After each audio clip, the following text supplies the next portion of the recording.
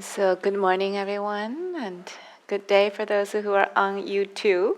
So just know this is live on YouTube as well. My name's Ying Chen. I'll be here this morning with you, meditating together, and we'll offer a Dharma talk after about half an hour or so sit. I want to see if any of you are brand new to meditation. Anyone is new? I won't know on the YouTube, but okay. So we do have a couple of them who are new. So I'm going to offer a guided meditation then for today. And those who's been practicing for a long while, kind of listen to your own inner guide. And so for those who are new, if it's helpful, you can follow some kind of gentle guidance, maybe to invite us to kind of practice along with me in some capacity. How does that sound? Yeah? Okay.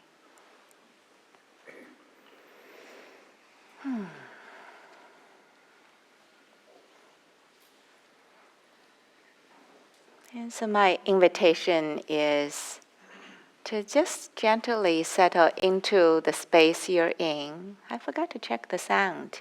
Is it okay for people in the back? Okay, great. Maybe just take a few long, deep breaths as you settle into the space.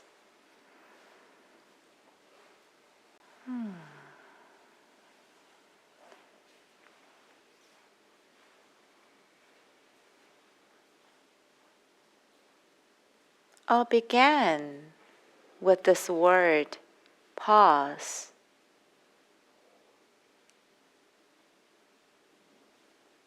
Just pausing momentarily. It's kind of a process to pause right here.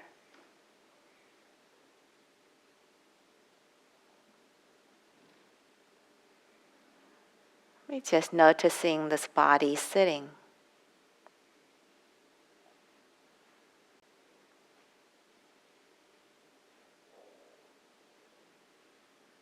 This pausing has an effect.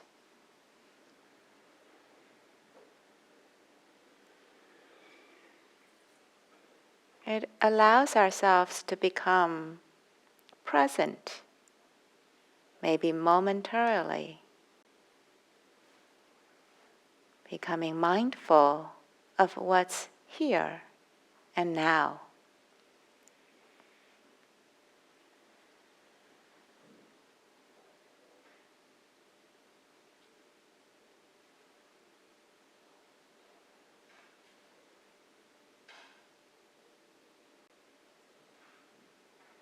Maybe pausing deliberately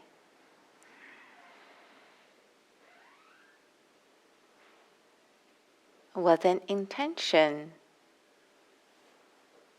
to become more and more present.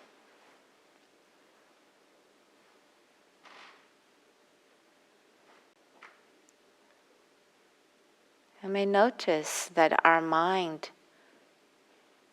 tumbles along with the momentum to think, plan, to remember the past.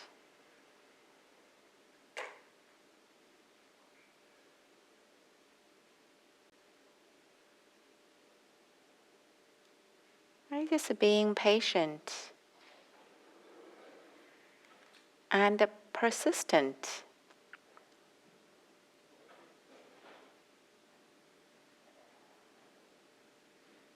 To pause and stay connected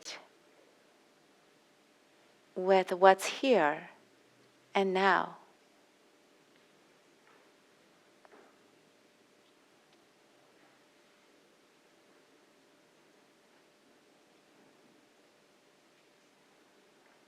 Maybe a few long, deep breaths.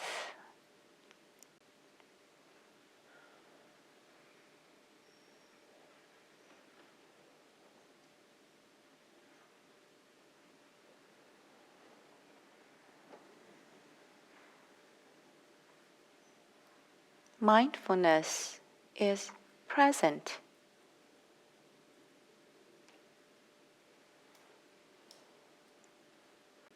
Noticing the sound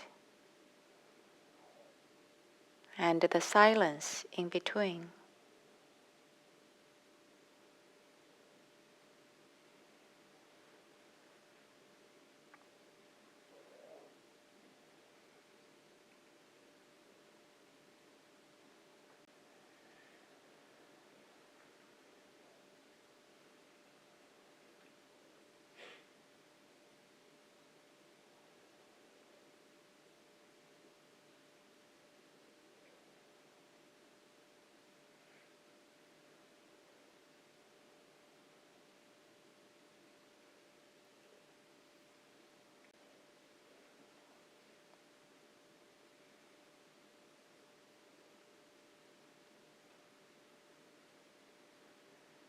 When this pausing comes to an end,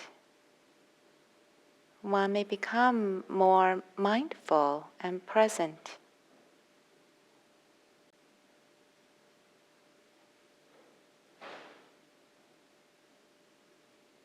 A felt sense of the body naturally arises.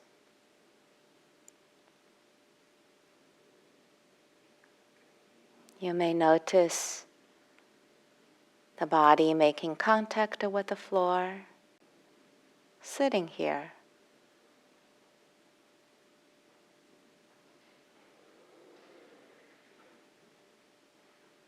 The weight of the body settling down.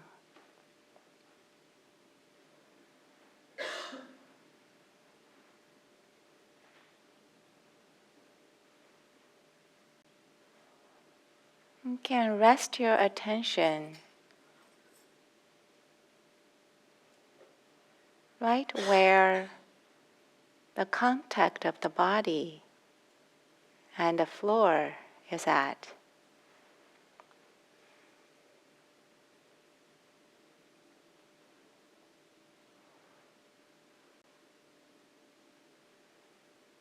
You may feel the hardness, firmness,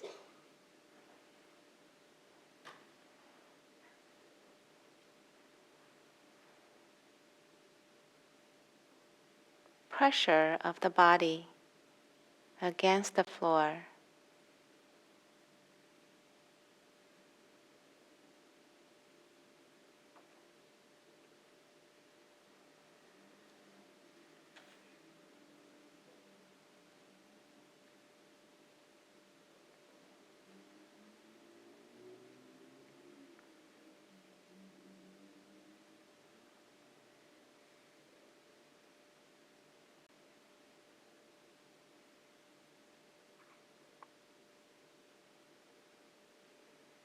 Let the body rest on earth.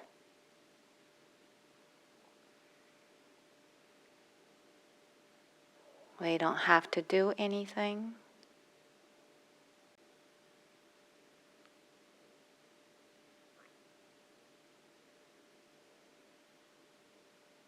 Let the gravity do its own thing.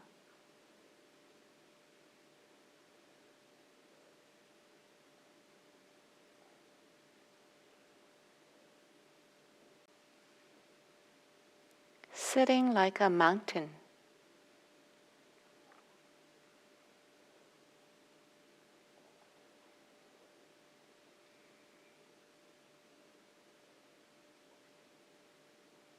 Grounded, settled.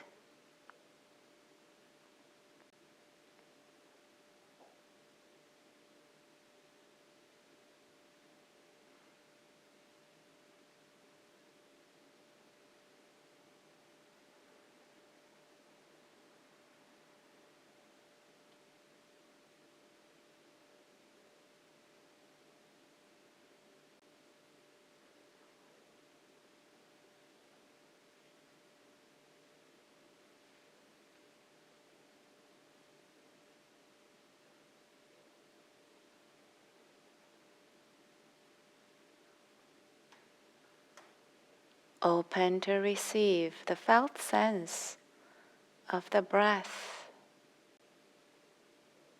maybe the flow of the breath, movements,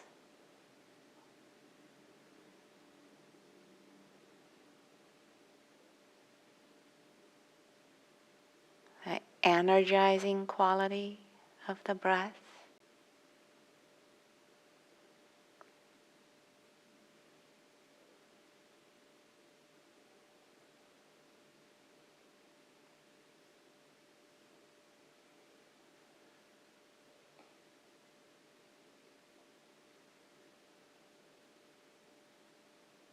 And we notice the breath in a particular part of the body or the whole body breath.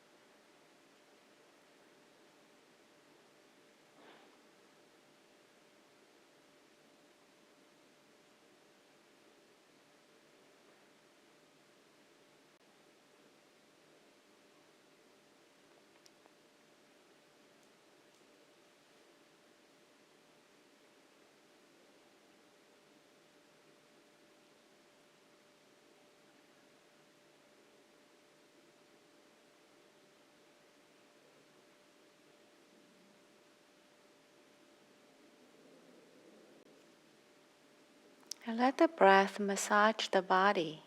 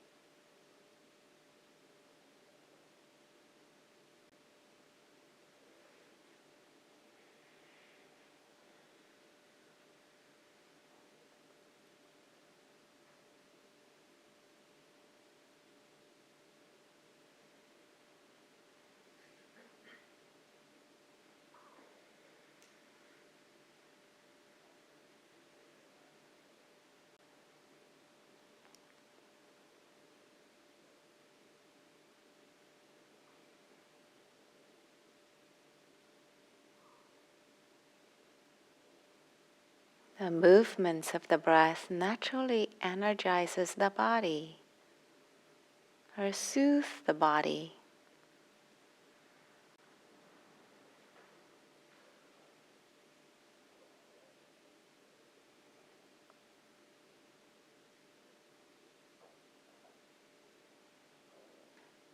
The Chinese word qi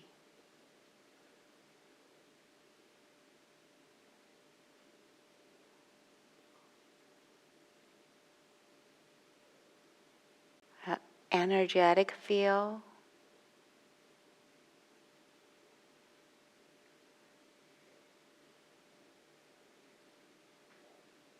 and expand to receive the dancing sensations in the body.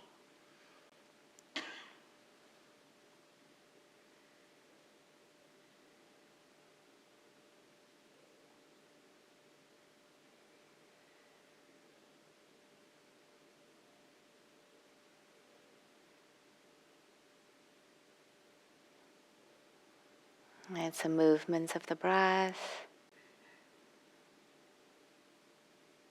a tinkling in some part of the body, pulsations, vibrations,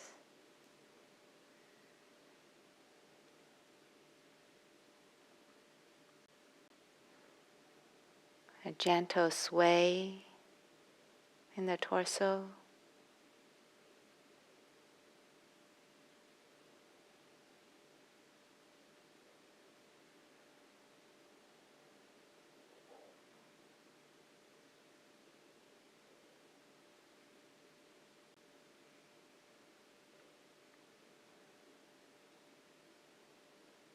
And feel a kind of aliveness right here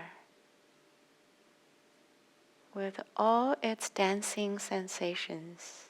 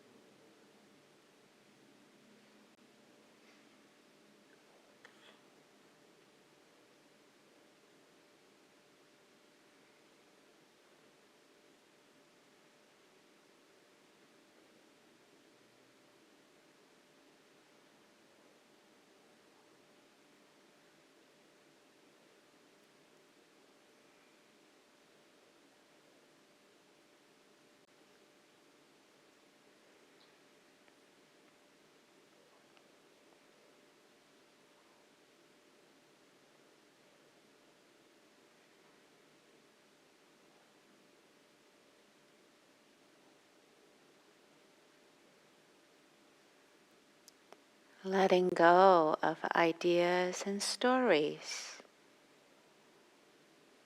dropping into the felt sense by feeling and sensing this body and this heart and mind.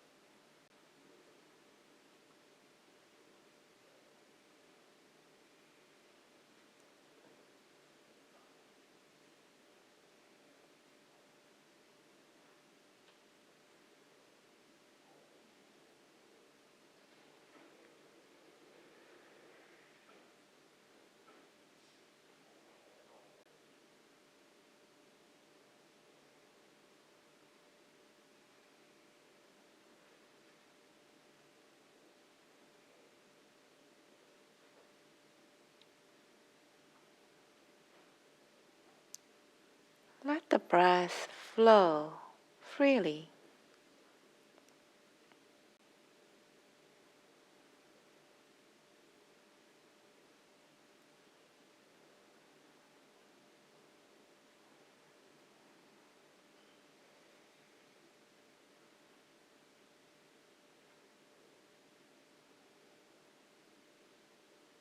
Breathing in from the space all around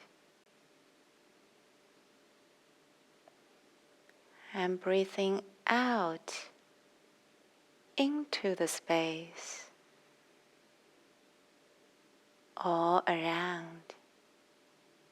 and within.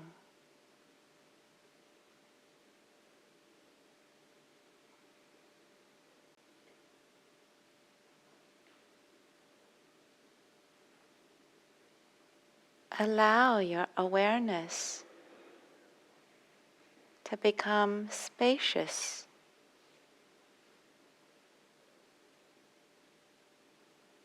expansive.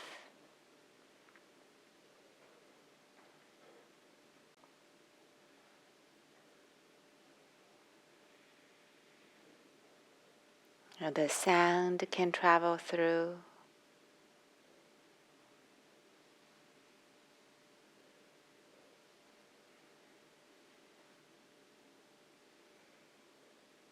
The breath can flow.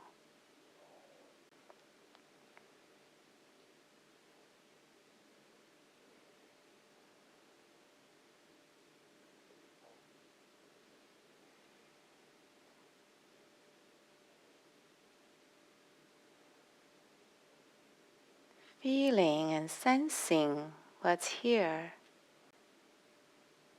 with a spacious awareness.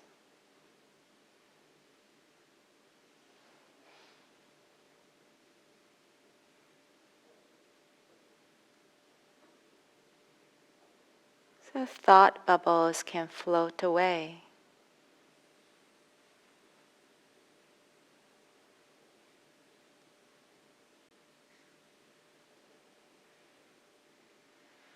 Emotions can move.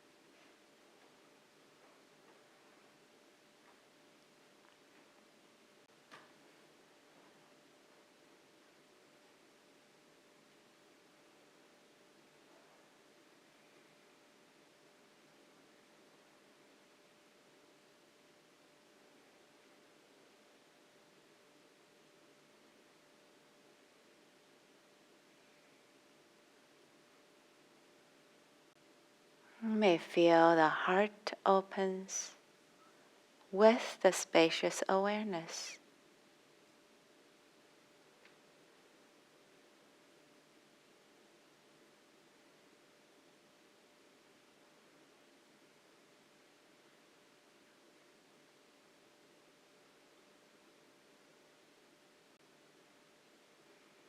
Maybe the body can relax even further.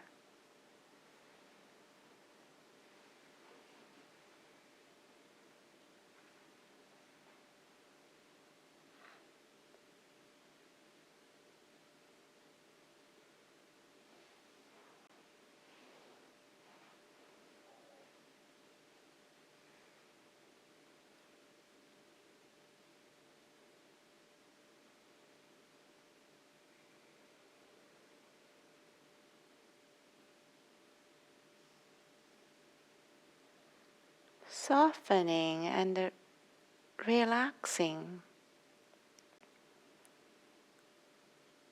into the spacious awareness.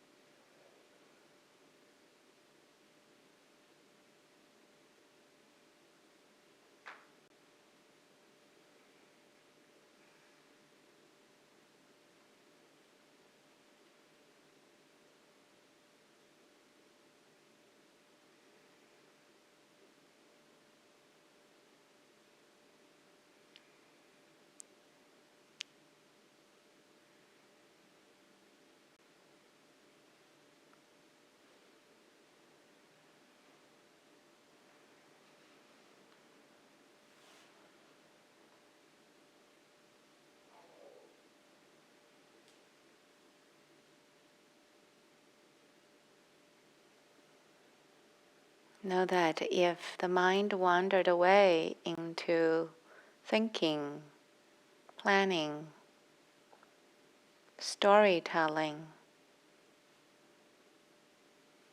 whenever we notice that, we have a choice. We can choose to pause again.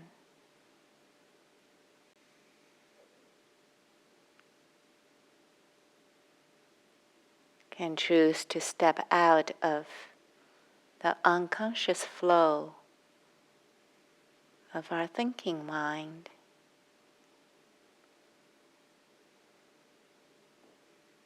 and step into being present here and now.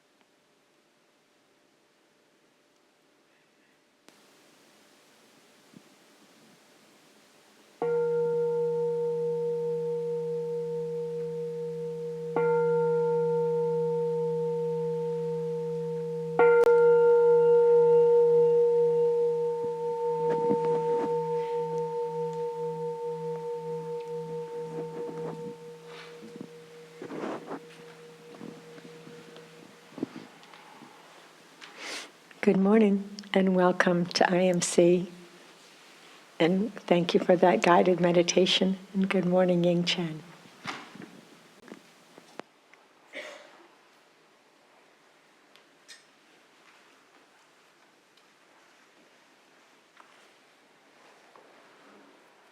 Yeah, good morning, everyone. And if you need to move about and shift the postures or do some things to help the body, don't hesitate to do that. This is a good time to transition. Happy to be with you all. I feel just very delighted to be able to spend this morning with you all. And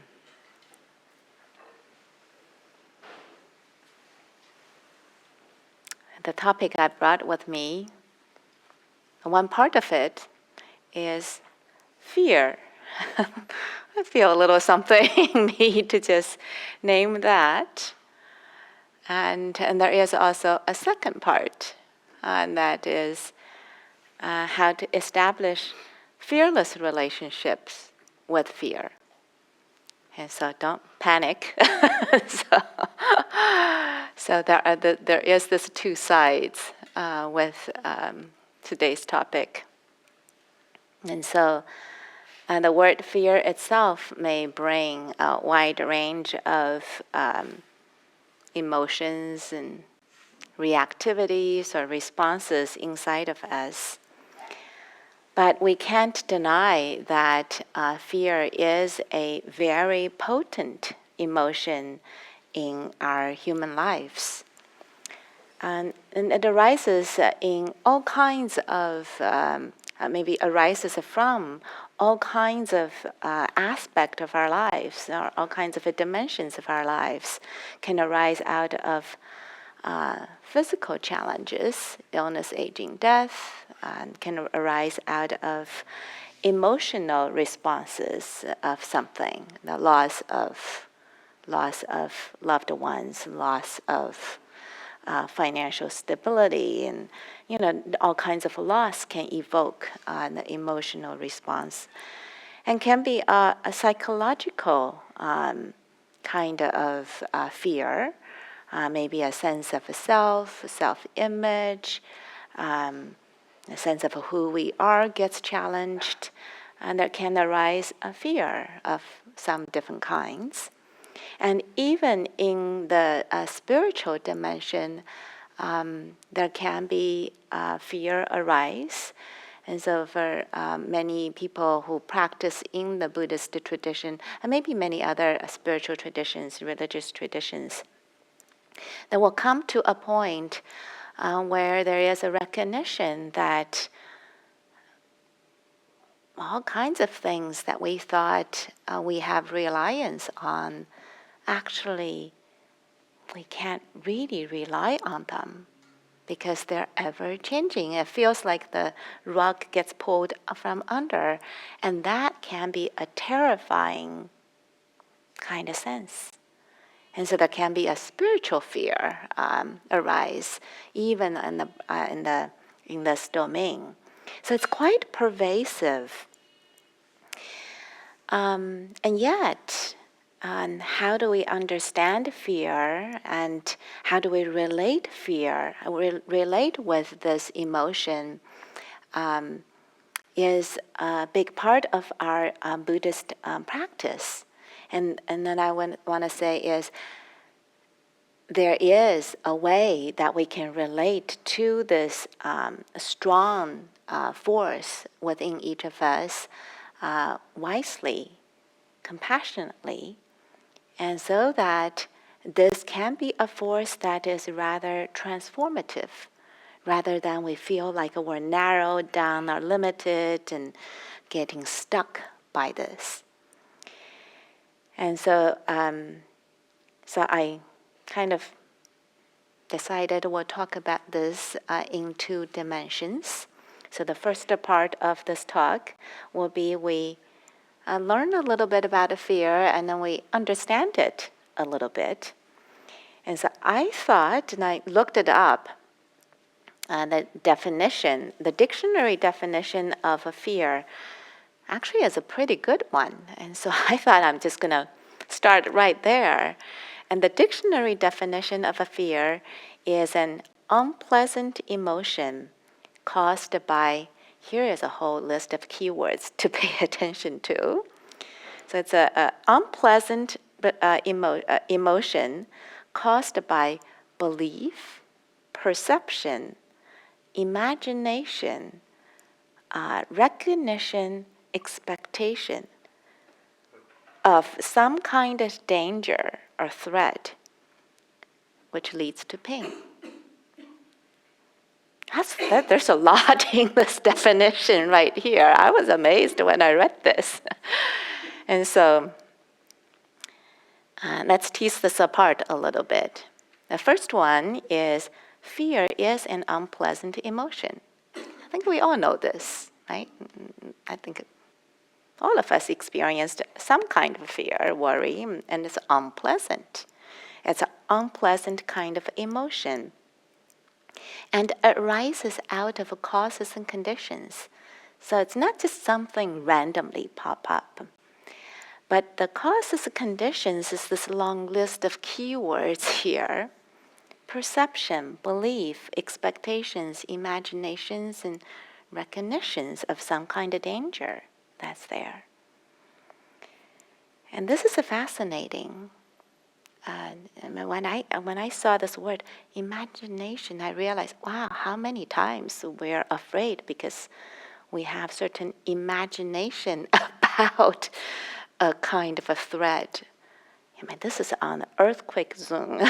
We're actually on a fault. IMC is on an earthquake fault, and if we start imagining what this might happen, we could be panicking right now.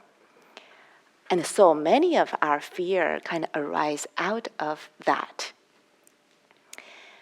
And I'd like to differentiate a little bit here, which is quite important in this definition, the difference between danger and fear. So danger we can't avoid by being human. We have a human body, mind, heart. There is danger in this world, like the potential danger of an earthquake right here. And the danger, we can't deny it exists. And, we have a danger that I didn't walk properly and break my leg, right, getting off this platform. And that's a possibility. But the danger doesn't necessarily mean fear. A lot of times we mix these two things up. I think danger means it's fear. You're going to immediately worry and immediately panicking. But that's not necessarily so.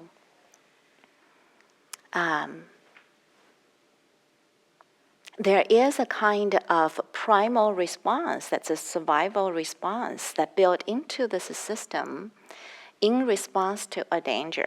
Like, a car comes in front of you, you jump out. That's primal instinct. It doesn't necessarily mean immediately we're going to panic.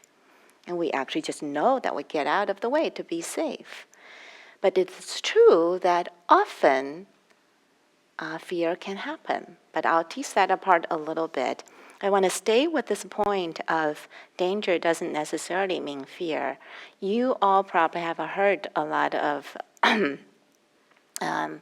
stories of great Zen master Thich Nhat Hanh, who spoke about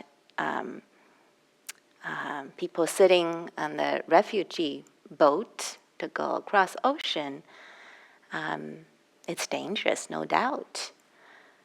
But if one person is calm and peaceful, the whole boat can be saved. A whole boat of people might survive this. But if everybody panicked, nobody might survive. And it's possible in this situation that someone is calm. And that is possible.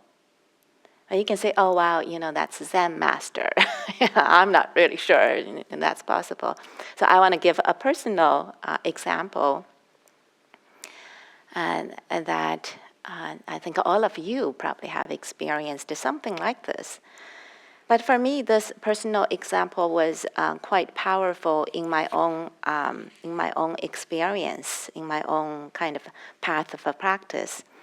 So this was some years ago. I was driving, and I was emerging on an expressway on the kind of from the right hand side, and I saw a Jeep coming towards on this lane that I was merging on. It was a very fast driving, but it was very far away. So I thought, okay, they will see me. I will be able to merge. They can change the lane. So I had just those few thoughts, and I said, okay, I'm going to go. So I merged onto this express lane. And as soon as I got onto the lane, I looked back from the rear mirror. This Jeep wasn't going to slow down or change lane. And the people in this Jeep were waving and shouting. And I just thought, wow, this is not stable. I'm not really sure what this Jeep is going to do. So I felt the danger right there. And so my instinct was to pull off the lane, completely got to the sidewalk and I guess the shoulder. And I pulled off, and I just stopped right there, and the Jeep, zoom, just zipped through me, and the people were still shouting and yelling. And right at that moment, what came to me was, may you be safe. May you know peace. May you know the deepest well-being. I kind of surprised myself. I was like, wow, okay. I didn't panic, and I didn't curse them. And I said, that just came spontaneously. And I recognized that was a powerful moment, learning moment for me, that it's not automatic that we would just become panicky, or we become angry, or even have rage. And that doesn't have to be the case. And so that was a really powerful moment for me to recognize, and that was a possibility. And that was a moment of the fruit of a practice showing up. It's not so much about me and, I did something. It wasn't. It was just spontaneously came. That, but by recognizing that, I came to have so much trust and the confidence in the practice. I know, next time something like this, I might trip again, because that's just, habit forces to have that. But it doesn't have to be the only way. So through the practice, some other possibility can become available to us. I think maybe each of you have those moments that you can recognize, wow, okay. It's not automatic that we all just going to be panicking in situation X, Y, Z. And so there is a different possibility.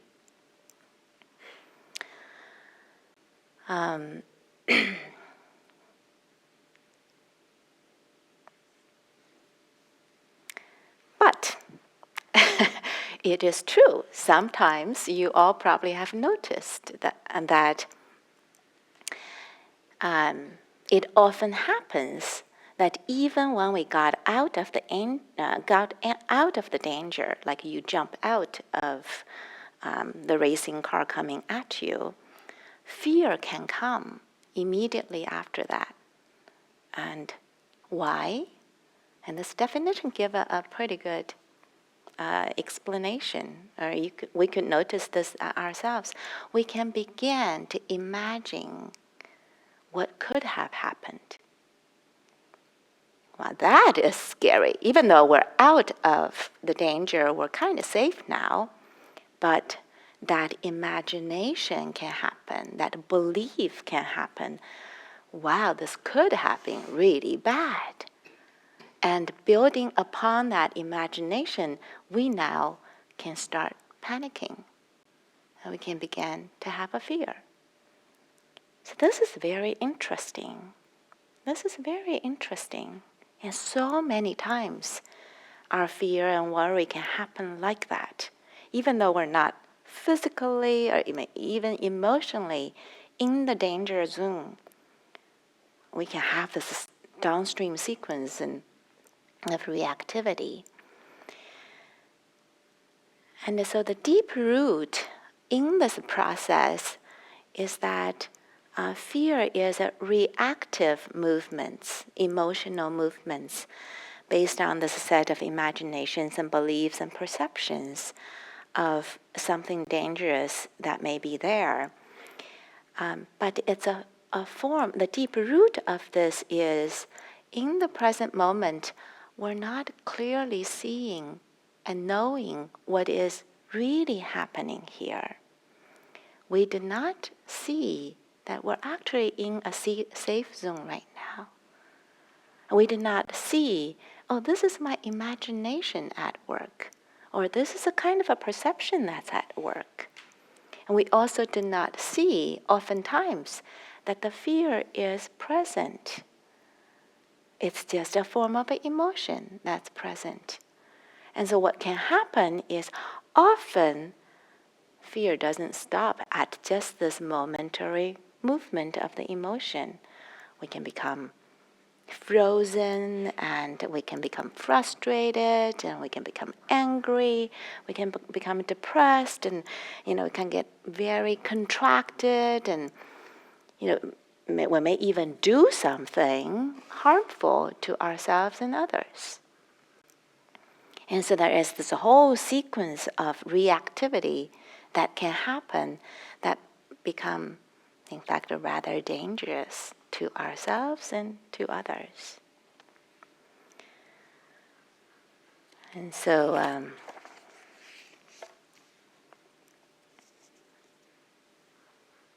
that's some understanding about this fear, maybe just kind of from our logical mind and conceptual mind.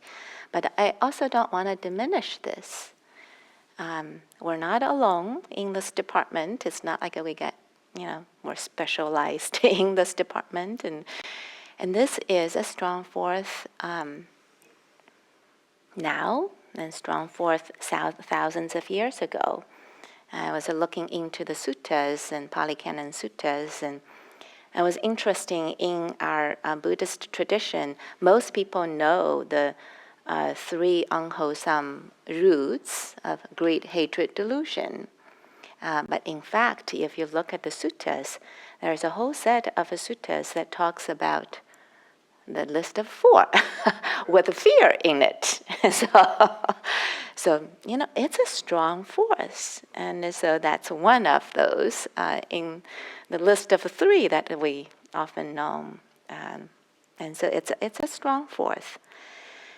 But I'm going to shift to talk about, and there is a possibility to, through our practice, to begin to establish some more wholesome relationship or skillful relationships with this form of emotion called fear.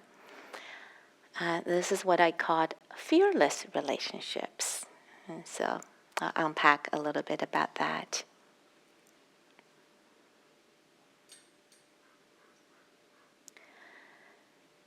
And the first thing maybe is to write along what we've been speaking about so far. The first kind of relationship that's helpful to establish with fear is this word, befriending fear. Befriending fear. This is part of us and being human, and befriending, when we befriend something, we can know, we can learn about them, and we can begin to understand them. When we have kind of aversive and push away and get rid of, run away kind of relationship, we can't know them. We just can't know them. And so the first step in this whole process of establishing skillful relationships is to befriend. Befriend our fear. It's like if you have a terrified child. If you're meeting a terrified child, you don't want to just beat them up or, trying to make them happy. It doesn't happen like that. You give them a very kind, safe, open space for them to be, to feel that they can be themselves. And then they can soften, they can thaw in that field. And the same thing that's maybe an analogy for being with our own fear, our own emotion, is to make space so that the fear can feel safe to be here. And so they don't feel like, we're going to, fix them up right away. And so befriending fear. And there is a process to befriend fear. It takes, I'm going to just say a few steps. It doesn't work, mechanically like that, but I have to say something that feels a little logical. But the first thing is to befriend fear is to come to a conscious relationship with it. If we're flowing in this unconscious stream of reactivities, we'll not even know that it existed in us. We just keep on doing something to try to fix it up and getting rid of, or we never really pay attention that it's here. So the first one is just to become aware, this is present in me. And so that's the practice of mindful awareness. Okay, I can pause for this. Now, once I know that, the second step is to begin to feel and sense the texture of the fear and kind of the form of the fear, and to get to know it. Now, I use this word deliberately, feeling and sensing it, because the fear is a form of emotion. It doesn't speak necessarily English. Emotions are movements, they're motions. They move. It's an energy form in us that moves through. So often we use our logical mind, conceptual mind, to try to deal with emotions. Oftentimes we'll find out, I got this, I want to get rid of it, and, I got a lot of strategies to deal with it. We know it doesn't quite work. Emotions, you can think of it as if you're going to a different country that speaks different language from your language. You don't just keep talking with them using your own language. No one gonna understand you. But you can be in that environment, at least for a while, to observe them, to feel them, to kind of feel their body posture and body language, facial language, and how they move in the space. And you can get a sense of how they are. You're with your animals, kind of like that also, being with animals are kind of like that. In a way, it's kind of like our animal nature being shown. So can we feel and sense into our emotions? And can we really listen? And not using necessarily all of our logics, analysis to try to map it out. And that's very important. And I was looking up at the Chinese characters. There's a whole ton of, fear is not just one thing. So there are so many words that even in English that kind of are in this domain of fear. In Chinese characters, almost all of them have the character of a heart in it. it's quite somatic. You feel like heart quivers, or heart feels constricted, or heart feels tight. It's kind of very somatic. And so we can get to know fear through our somatic experience, through an embodied sense, get to know that. And so those are the two steps, and to kind of begin to understand and know, to feel our emotions, is to become aware and to begin to really feel them and sense them. And at some point, our logical mind may have some recognition of what is happening. But we don't want it to have our logical conceptual mind to always dictate everything has to happen based on what I read in the book. Kind of let yourself really feel into this. And once we befriend fear and we keep practicing this way, then we can begin to open ourselves to new kind of relationships with this kind of emotion. And one of those really important relationships is to not be afraid of our fears.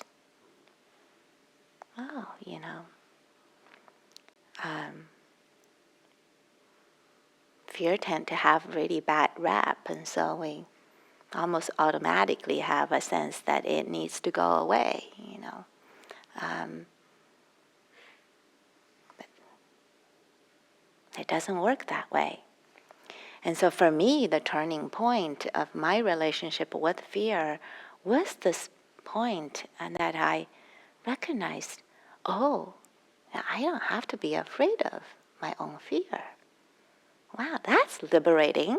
Okay, you're allowed to have them, but they don't have to just immediately go away, or I don't have to beat them up, and then, I can just be not afraid of it. And so that's one possibility. And when we're not afraid, emotions are movements. They actually have a chance to move through us. We kind of have this more open space for it to move through us. And befriending fear and becoming fearless of a fear creates possibilities for us to then establish a wide range of wise relationships with fear. I think sooner or later, we'll all know there is no one-size-fits-all kind of way to be with this strong, potent domain of our lives.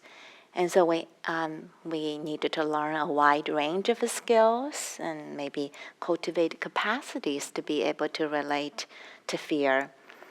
And I'll use a couple of examples, and because I said there's no one way, so part of this is to discover for ourselves what might be needed at different times. Sometimes those emotions can be like tornado. They're very overpowering. It's in the middle of it, it's like, wow, it's just not steady, and it's really strong. We get swept away, and how to be with that when it's very overpowering, overwhelming. One thing to know is that that is a strong form of energy. So we have a choice to redirect the energy, strong energy, in some other way. And so you can get physical, meaning not to punch it away, but you can get moving, get going, go for a hike, maybe a rigorous hike, and go do some exercise or movements. And being in nature sometimes allows us to have to shift that energy in some way. It's not helpful when that kind of strong form of reactive energies are doing its thing, that we just gonna get stuck with it. And we kind of feel like absolutely no other option. But know that there are other options. In Chinese martial art, there are forms of Qigong that when you're moving with certain movements, it releases certain emotions through the movements. And maybe in other kind of movements, it has a certain kind of effect on that. And this is skillful. It's not kind of some kind of escape. It's something that we come to know. Oh, this is the one way that I can be in this territory when it becomes overpowering. And doing this is also kind of like a Chinese medicine, and that is, I know I'm using a lot of Chinese things because that's my background in this domain. So it's like Chinese medicine that often it's not targeted. And so you work around it. You work around the system rather than kind of being with it. Being with it, we tend to get looped in and overpowered by it. And so redirecting your energy into other forms can be very useful. In other cultural backgrounds, sometimes in really strong, powerful emotional reactivity forces, they know they don't have resources to be with that. They chant. They come to a temple, they chant out loud, that kind of, that way of being with it. Some people take refuges and just come and bow to the Buddha, and bow to a Buddha statue. It can be a way to kind of shift our orientation. And not everyone have that culture background or kind of that way of a being with a really strong force. But that can be useful for people. And for myself, in strong ways, I don't know what else I would do to be with this. I just come and really bow. I bow a lot. And when I finish, I feel, wow, something opens up in me. Or something that was really bothering me, and it's not there anymore. Okay. I don't have to solve them. And maybe the last part that I'll talk about.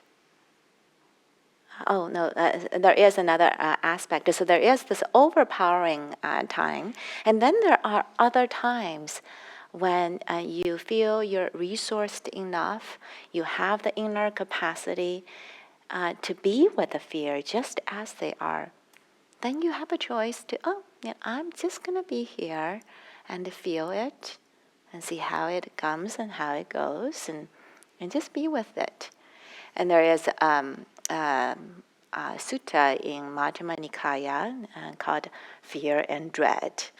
And this is talking about the Buddha meeting his own fear. And so before he's awakened, so he lives in the wilderness.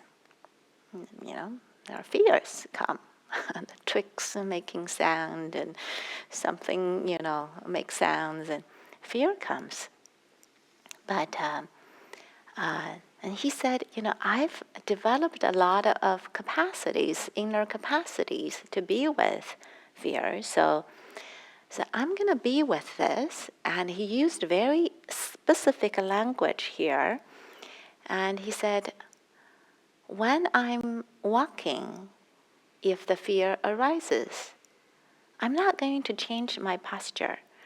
I'm just going to walk and be with the fear until it goes away. And if the fear comes when I was sitting, I'm not going to change my posture. I'm just going to sit and be with the fear until it goes away. And so on and so forth with the different postures. It was quite interesting. What is it pointing to is, it did not say that I'm I'm going to do something different to get rid of this or do something to fix it up. But Buddha has a deep understanding of the fear is a movement that comes and goes. And he has the capacity to just be with it without doing anything different. So not even changing the posture. And so this is the notion of being that with that terrified child, that you don't do anything. The system has its own way to dissolve, to fade away. And as long as we are waiting to be with this, that's good enough. That's good enough. Not only that, we can then really know fear in its raw way, not with what we believe needs to be happening, something needs to be happening. So we can always go tinker with it. And there are always this force, I got to do something, got to go interfere with this. No, the instruction was so simple. Fear comes when I'm walking, I'm just going to keep walking with it. So, and that's a possibility. Doesn't mean any of this is the only way, but it's an example of there may be a wide range of ways to be with fear. And the last piece that I'll talk about today is as we cultivate wise relationships with fear, we'll come to know that this is a gradual training. It's not like, there will be a lot of times that we get caught up or get stuck. But there is a way to cultivate a whole set of inner capacities and resources and skills to become wiser and more compassionate with fear. And I'll maybe name a few. This might worth yet another talk of its own. But I want to name a few. And so some of you are already cultivating this. And that's part of working with the fear. And so first one is to develop sila, ethical conducts. That can feel like it's so far away. It doesn't have anything to do with fear. Well, so many of our own worries and concerns and fears has to do with, I did something not quite, that can cause a sense of a concern for ourselves and concern that we get blamed, or I just kind of cause a lot of emotions that doesn't sit in ourselves very well. And so when we know that we live in this world not harming in the way of killing or taking something, lying, our heart and mind are at ease. And a whole host of kind of fear and worry would just not come. And the Buddha himself, in this discourse, spoke about, I'm kind of really skilled in sila. I'm skilled in other capacities. The second one is develop samadhi, collected mind, settled mind, unified, composed capacity. Samadhi is a very beautiful inner resource. And sometimes when we rest in this peaceful, quiet, abiding, we allow things to move through us without being shaken by it. And some people will say, that feels like a spiritual bypass. Not necessarily. If this is the only way you deal with fear, I have to say, you may want to look into it. But this can be a skillful resource if this is one of the ways that you can use to meet with the strong emotions, or different kinds of ways meet with the emotions. And samadhi is also a very healing place. A lot of physical things can heal. A lot of emotional things can heal in this samadhi space, and we don't have to do anything. And the third one is develop panya. And some of you know this is sila, samadhi, and panya, 3 parts of the practice. Panya is wisdom. And we spoke a little bit about developing wise relationships. And some of the deeper insight into the nature of our own being and nature of our lives, when they become available to us in our own lived experience, it allows us to become wise with many things, not just fear, but many things. And so, for example, one of the 3 key insights that arise through the cultivation of apanya is the anicca, impermanence. And so when we know fear is impermanent, emotions are impermanent, and we know that deeply within ourselves, then we can begin to have a different relationship with it. It's when we only feel like we're so stuck, this is never going away, then we kind of we start having, just kind of a different a kind of, feisty relationship with. But when we know deeply this is moving, this is flow, this is impermanent, something else can open up.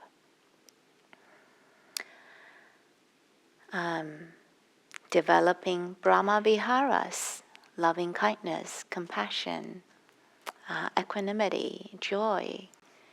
And so for me, that example I use for merging onto express lane is some of this Brahma Viharas practice has a momentary fruit, a bearing fruit in that moment.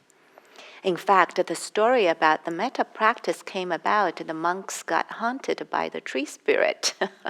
I can't practice here. And then the Buddha said, I'm going to teach you a loving kindness practice. And so they become fearless with the tree spirit. The last one, but not the least one, is Kalyanamitta. It's so good. We don't have to do this alone. We can practice this together. And this room full and all the people who are on YouTube, if we are in a dangerous situation right now, here, together, and there's one person in this situation can express peace, wow, that gives everybody a possibility. It doesn't mean that we have to be like that all the time. But if one of us in one situation have a capacity to show up with calm and ease and love, that's good enough. And so we don't have to do this alone, and we're always being affected by each other. And so allow that to uplift us and to allow all of our own practice maybe to affect people all around. So I'm going to end that with this note by just appreciating us practicing together and explore Dharma together. And may this benefit all beings everywhere.